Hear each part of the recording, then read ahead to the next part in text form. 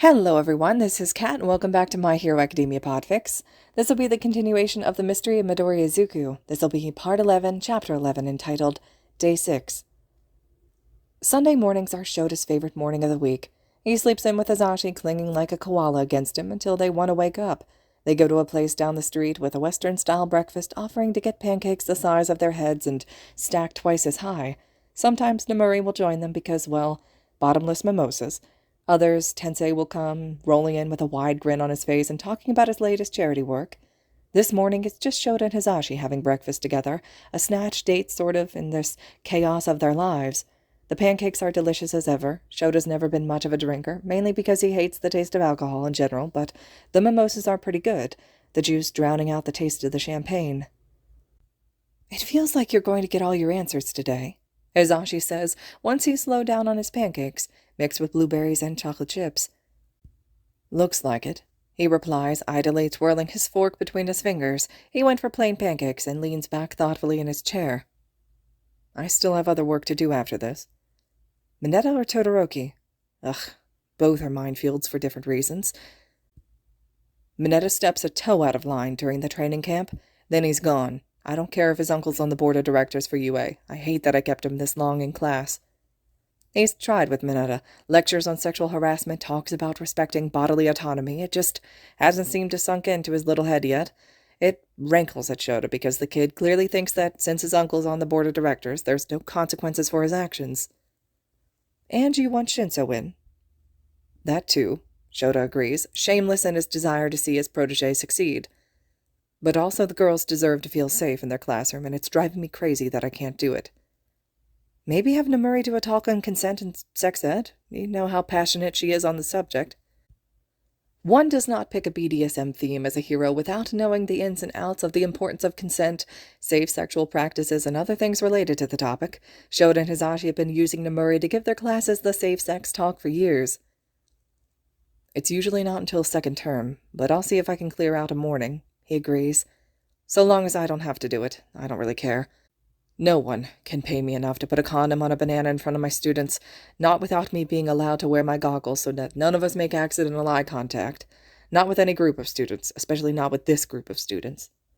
Hizashi's bright green eyes peer over his glasses, amusement making them glitter like gems. "You've thought about this a lot." "The possibility of it haunts my nightmares sometimes." Shota says simply. He knows that Nezu was just waiting for a moment to whip out this as punishment for Shota's sins, and it would be with this class. So best to let Namuri handle it, because Shota already has to corral 20 superpowered teenagers, and by God, he will not be answering any questions on genital warts. Hizashi, bless him, gets it, because no way does he want to do the same thing with the gen ed homeroom he has. Shota knows this. They're bonded forever by the mental scars from when Manimal, their homeroom teacher, had given them their sex ed years ago. "Do you think other couples have more normal conversations?" Hizashi asks, with a smile on his lips. "How dull," he replies, with a twitch of his lip. "I don't know what we would do without our daily, you wouldn't believe what some kid's quirk did in class today conversation." Or the dumb criminals make bad decisions chat. The present mic roast terrible guest hour. The two of them snicker back and forth into their pancakes, knees knocking under the table. For a moment, Shota feels 19, in the first blush of new love with Hizashi. Sneaks up on him like this sometimes. Judging by the softness in his husband's eyes, he knows that Hizashi feels the same as well. Yes, Sunday mornings remain Shota's favorite part of his week. Shota's not meeting Yagi until later in the day, so he and Hizashi go home do some grading. He has a stack of analysis and ethics assignments to deal with. Hizashi's classes had an English test, so he has to grade that along with some stuff for the radio show. They sit on the couch. Shota has a lap desk that he likes to use so that he can tuck his feet behind Hizashi's back, who lifts the top of their table toward him. Bastard, fed and content that his humans are within eye line, sleeps in his favorite cardboard box that has been lined with a blanket and a pillow. Hizashi has a wide variety of colored pens for grading. He thinks that it harshens the blow a little when his students are given something other than red for corrections and the like. Shota, in contrast, exclusively uses red. It probably says a lot about their difference in teaching styles, how they tackle their grading, but it works for them, and neither would dare call out the other on how they handle their classes. "Kaminari and Ashido," Shouta asks as he twirls his pen around. He's making his way through Ida's latest essay on the difference between heroes and vigilantes. While the kid may have learned his lesson in Hosu, Shouta owes it to Tensei to make sure that it sticks. Better this time, but still barely passing, Izashi answers thoughtfully. Maybe suggest tutoring to them, or get the top students to tutor the bottom ones. It could help with Yayorozu's confidence, but they'll probably end up in remedial lessons either way. That's definitely a thought. It would certainly help her with that confidence issue. Ashido and Kaminari both are fountains of positivity, sheer forces of personality. They would make popular limelight heroes through sheer genuineness of their actions. Yayorozu, quiet and self-contained, definitely could benefit from that influence. Shouta certainly did at her age. He sighs and gives his husband a stern look. Don't let them know that people who fail are still coming on the trip. Hizashi places a hand to his chest and makes a foe-stricken face. Hey, my lips are sealed. I know you have your fun screwing with their heads. Who am I to take one of the joys from your life? He rolls his eyes and flips his husband off while Hizashi chuckles, not offended in the slightest. The two of them return to their grating, enjoying the rare instance of peace in their usually hectic lives. Yagi Toshinori lives in a nice but not opulent apartment building. It's the sort of place where people wouldn't think that All Might would live. It's also, Shouta supposes, sort of the point as well. There's a doorman, a retired sidekick with a danger meter quirk, but Shouta's allowed up easily enough. He's not one for propriety, but Izashi shoved a bag of oranges at him. He had the look on his face that Shouta knows mean that there was no arguing with him for that. The top floor is Yagi's apartment, which says enough about the differences in their lives as heroes. Still, Shouta knocks on the door, painted red, and thinks idly of that American pre-quirk horror movie that Obro made them watch as teenagers. Izashi screamed so loud that he broke the television. This is why they don't watch horror movies as a couple. Yagi opens the door in his true form, looking tired and serious. He's in dark sweatpants and a baggy shirt meant to fit an expanding body over his emaciated true self. Aizawa? Yagi. Shouta greets. He holds out the oranges. For you. He gets a vicious sort of satisfaction at Yagi looking thoroughly knocked off from Shouta bringing him a gift. Yagi takes the oranges, though. Izashi insisted because occasionally he likes people to think that I have something resembling social graces. Shouta does not. He got rid of that along with most of his dignity by the time that he was 20. Please, come in, the #1 hero says, trying to school his face back into serious. We have a lot to talk about, Aizawa. Yeah, we definitely do, Shouta agrees, steeling himself as he follows Yagi inside. Yagi's apartment is nice, but mostly impersonal. A lot of items are built for comfort over everything else, which makes sense to Shouta. Yagi must be in constant pain due to his injuries, but it's sparse on personal effects. For some reason it makes him sadder than anything else to see that. For all Might became a symbol, for all that he helped, for all his impact, it hits Shouta how fundamentally lonely his life must truly be. There are some pictures, though. Shouta recognizes famed inventor David Shield and a picture of Sir Nidai and All Might. The oldest picture is one of Yagi from middle school with that's the uplifting hero Soar. Shouta only knows her because some of his older contacts in the underground of heroics knew her. She has a nice smile, he thinks. Both she and a middle school-age Yagi grin at the camera with their hands up in a peace sign. It's a more natural smile than the frozen, patented All Might grin. Soar was pretty beloved in the underground before her tragic and mysterious death. She also had a mysterious mutation form of her flying quirk that gave her a boost of strength, speed, and stamina. She died decades ago, though. Well, disappeared from the scene. That's nothing new.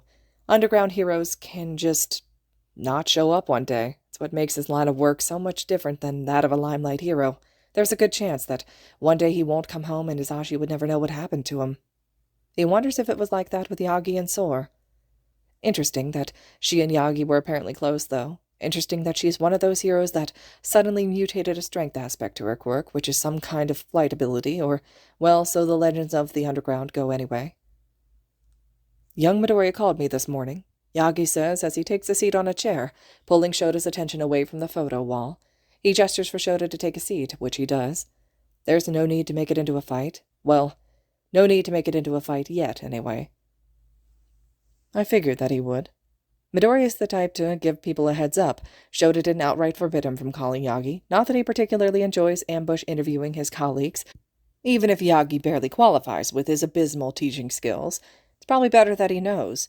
Maybe he'll get answers easier than just showing up with questions that he might not want to answer. Maybe not. Why have you been investigating him? So Yagi's just diving right into things. There's a protective flare to his shadowed blue eyes. He's always been soft on Midoriya, but there's a history there that Shouta has to navigate, with only half-truths and urban legends. It's not out of any ill intent, he says with a shrug. I can't get into the details of the exams, but teamwork is key. Nezu wanted to pair Bakugo and Midoriya together, and I didn't think that would have been an ideal pairing. He gave me permission to come up with an argument as to why. And the reason? Yagi asks, with his brows furrowed. I assumed that the pair were rivals. Bakugo was Midoriya's bully for most of his life. He says, maybe a bit sharply. Yagi's closest with Midoriya and dotes on him like the son he was never able to have. He should have seen this sooner than Shouta did, but they were both probably too late in noticing things. And people allowed it, because Midoriya was quirkless. Because who gives a damn about a quirkless kid, apparently? Yagi flinches a bit at that. He sighs and slumps down. I had no idea it was that bad. I knew young Midoriya had a hard time in junior high, but he never gave any indication. No problem child wouldn't. Not the boy who asks for help in saving his bully. Not the kid who breaks himself in order to reach out to someone. It's what'll make him a good hero. Well, it'll make him a good hero if Shouta can temper it somewhat.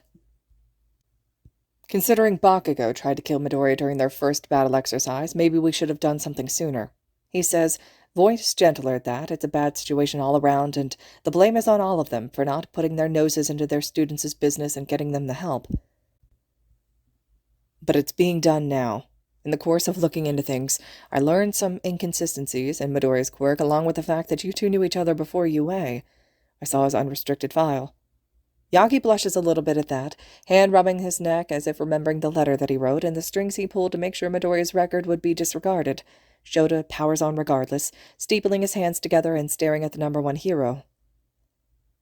I can't teach Midoriya if I don't know what's going on in his head, and whatever weight has been placed on his shoulders, he can't carry it alone. Can you really say that you were happier for whatever this secret is? I did a lot of good with it, defends Yagi as he flexes his long fingers. And the knowledge paints targets on the backs of all who know it. The profession does it as well, and these kids are already being targeted by villains at an age that their biggest concern should be failing an exam. Shouta counters. Plenty of villains want Eraserhead already, especially the League. So, might as well tell me now. I can live with that target. Yagi hesitates. Clearly, whatever the secret is, well, it's huge. Huge in a way that promises some brand new headaches for Shouta in the future. Shota's not leaving here without an answer, though. All Might may be an unstoppable force, but he can be an immovable object when the mood hits. The mood, it's hitting big right now. How about a deal? What sort of deal, Aizawa? Let me tell you my theory, and then we'll decide where to go from there, because if I figured it out, then I figured it out, right? You wouldn't have broken any promises that you may have made. Either way, Shouta thinks Midoriya may tell him the truth tonight, but it would be easier if Yagi gave his blessing, or whatever it is that the problem child is looking for here. But there's a glint in those shadowed eyes at that. Yagi nods. Shouta has to wonder if he's thinking of Midoriya as well. All right, Yagi agrees. I think that sounds fair. There's a small flare of victory and a small bubble of hope in his chest. There are rumors in the underground. Shouta starts, gathering his thoughts quickly. He doesn't want to give Yagi time to change his mind. Because a lot of underground heroes are worse than old grannies when it comes to trading gossip and tall tales. But it's worth it, I suppose. Sometimes those stories can lead down interesting avenues of investigations, and especially for legacy villains or gangs. But one of the stories is about a man who can give and take quirks, who operates in the shadows since quirks first came about. His eyes flick down. Yagi has his hands clasped together with his knuckles nearly white. Gotcha. Now, based on Midoriya's footwear, he has the toe joint that is typical amongst the quirkless population. Based on the way that his schools treated him, along with the date of the quirk activation and the testimony of his own mother, Midoriya was quirkless throughout his childhood. With all this information, one can infer that either his body was attempting to protect itself from his quirk by presenting as quirkless, as his file states, or he was given a quirk somehow. Aizawa. But before Yagi can jump in, Shouta raises his hand. He feels well and truly on a roll now. He meets Yagi's shining blue eyes, feeling steady and calm. You're on the edge. His instincts scream at him. Take a leap of faith. Shouta jumps. We both know Midoriya's character. Problem Child would rather do anything else instead of getting a quirk by a shadowy figure of myth and murder, no matter how desperate he was for one, which comes back to the myths that the underground pros like to tell themselves, and going a bit into the theory of oppositional generational quirks. Now, if one man can give or take quirks, then what about a quirk that can just be passed on? Because there's a story of heroes like Lariat and Sor who gained sudden strength mutations to their quirks out of nowhere. The thing is, they were also around another person who gains a sudden strength mutation to their quirks as well. He leans back. After all, if there's a man who can take quirks, what's to say that there isn't one that can be given? And that's the quirk I think that Midoriya has. One that was given to him freely and without strings attached except for him to be a hero. He didn't want to say it out loud, knowing how crazy it sounds. Saying it here in front of Yagi, maybe it's not that crazy, especially judging Yagi's reaction. Yagi laughs. Not a big, booming laugh like he does as All Might, but it's a tired chuckle. He slouches even further into his chair, looking a bit perplexed by it all. His eyes flicker for a moment to the pictures on his wall, landing on one for a long time. Shouta guesses that it's probably the one of him and Sor. He smiles at Shouta. It's a wry grin, but genuine and a little sad. You are truly a master detective, Aizawa. I must applaud your skill here. Sir Knight would be horrified if we were still talking to each other. He tried for years to get the rumors of my mentor and her predecessor squashed. Sir Knight Eye's a brilliant investigator, but can definitely be a bit hard-headed and blind. Legends don't die like that. No matter how hard you try to suppress or discredit them, people are storytellers after all, and that's too good a story not to share. Never underestimate an underground hero with a tale to tell in a captive audience. Shouta smirks. Or, well, any audience that likes to deal in urban legends. The pair sit in silence for a moment. I really have to apologize to young Midoriya, Yagi says, rubbing a hand over his face. I knew he was given a hard time in school, like I was at his age, but I thought that it didn't go further than teasing and a few shoves in the schoolyard. I didn't know it had gotten so bad. Fuck. Shouta, however, freezes, mind going over the phrase, like I was at his age. No one knows All Might's quirk. Popular consensus believes it to be an enhancer of some sort, or that All Might was just grown in a lab somewhere and was just like that. His brain scrambles a bit. The public also doesn't know All Might's name. He had a hero name picked out his first year at UA before the sports festival. If a future hero wanted to protect their identity and had a name picked out, then they could get the announcer to use that instead. Maybe it was also to protect him, to make sure that only a few people knew that Yagi Toshinori and All Might were the same person, because, like I was at his age. Like I was at his age. Like I was at his age. You see his potential as well, Yagi said to him after the quirk apprehension test. You were quirkless. The words fall out of his mouth without Shouta even thinking, even plotting ahead, because this, Yagi's quirklessness, is irrelevant here. This is the final piece of the puzzle. You gave him the quirk. I did. Yagi agrees after a long, endless amount of quiet, yawning like a chasm between them. Young Midoriya wishes to tell you some of these things tonight, and I won't take it from him. But I will tell you what I know about the history of the quirk, though you do know a good deal of it from rumors. Rumors are rumors, Shouta says, waving the older man off. What I love are facts. I can't say that everything told to me is 100% factual, Yagi says thoughtfully. But this is a story that was told to me by my master, Shimura Nana, otherwise known as Sor. Then that's all I can ask for. He agrees, eager for the story. At the dawn of quirks, there were two brothers. The #1 hero begins. One for all, huh? Even though it was given to him, Shouta can't help but think that the name fits both the quirk and the person wielding it. One person who gives himself to all. That does sound like Problem Child, doesn't it? Why Midoriya? Shouta asks, sitting back into the chair and digesting all of the information. The story took a while. Mid-afternoon has turned late, and it's close enough to summer that the colors of dusk are just appearing in the sky. What a mess that his Problem Child had found himself in. An unintentional one, though. Yagi truly believed that this villain was dead. Either way, it paints a target on Midoriya's back, and all Shouta wants to do is hide all of his students away from the world for the next couple of years. Or, at the very least, throw his support behind Nezu's idea of a dorm system. Nana liked old pre-quirk superhero movies. Yagi replies instead. His eyes are distant. At some point during their talk, he got the picture of his master down from the wall. He traces her smiling face with his finger. Absolutely adored them. She said that when picking her successor, she kept thinking of an old quote from a Captain America movie. A strong man who has known power all his life may lose respect for that power, but a weak man knows the value of strength and knows compassion. Shouta thinks he would have liked Shimura Nana. Sounds like a smart woman. She was! Yagi smiles. His shadowed eyes glitter like stars as he falls down into a clearly well-loved set of memories, the sort where the grief no longer leaves them tinged with sadness, where you can draw comfort and warmth from them instead. Oh, she was. I think it traces back to the first holder. The legends say that he was a superhero fan as well. But the past users were odd choices. I was an odd choice. Young Midoriya was an odd choice.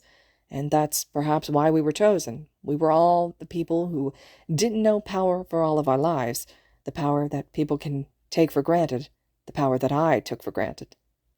He flexes his fingers again. The fond smile dissipates, leaving Yagi looking sad and older than his years. Perhaps it was a lesson I had forgotten along the way. I was a bit cruel to young Midoriya when we first met. Something I'll always regret, despite him having long since forgiven me. Not that I deserved it. But he has a heroic heart. Who knows? He could have been the first quirkless hero. He would have found a way, I think. But yes, it was determination and drive, the way he inspires people, makes the world seem kinder than it is. Maybe he can create that kinder world. Yagi puts down the photograph and looks at Shouta for a long moment. The two stare at each other. The moment stretches as Yagi's eyes pin him still, before he falls on the ground on his knees and bows before Shouta. He says, uncertain of what to do with this. Did Yagi fall, or... Please, Yagi says, face toward the ground. I can't do this alone. I'm a terrible teacher to him, and I don't think I can be what he needs alone. Please, Aizawa. Help me help him. It's an incredulous sight, Shouta thinks, as he looks at Yagi, supplicating himself before him. This also cannot be good on his knees at all. Okay, get up, he says, hauling Yagi up. Shouta can feel the heat in his cheeks and desperately wishes for his capture weapon to hide his face. He's not one to be bound to like this. This is part of the reason why Shouta prefers the underground. I'm going to help the pair of you, honestly.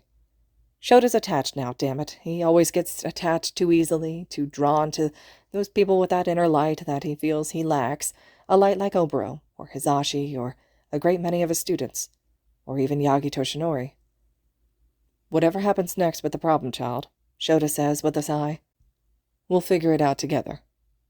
You'll work on getting Hizashi involved, who understands having a quirk too powerful for your own body, but now it's not the time to bring it up. Shouta knows about one for all. You're a good man, Aizawa, Yagi says with a smile, and damn it if Shota's traitor's heart didn't light up a little bit at that praise. Like many children, Aizawa Shouta was an All Might fan once upon a time, back when he believed that the world could be fair, and a smile could save a life. You're a good man too, Yagi, he says with a slight smirk. Between the two of us, maybe we can get Midoriya and the rest of these hellions into halfway decent heroes and good people. Now, wouldn't that be a wonderful world? Agrees the number one, where the next generation of heroes carry kindness in their hearts. Shouta thinks it sounds like a nice dream, but he hopes it can be made into a reality. Like Midoriya said, faith, trust, and pixie dust, impossible things that you would hope to see in the world. All right, everyone. This concludes Chapter 11 of The Mystery of Midoriya Izuku. Chapter 12 will be next. I hope you all are still enjoying this one, and as always, thank you so much for listening.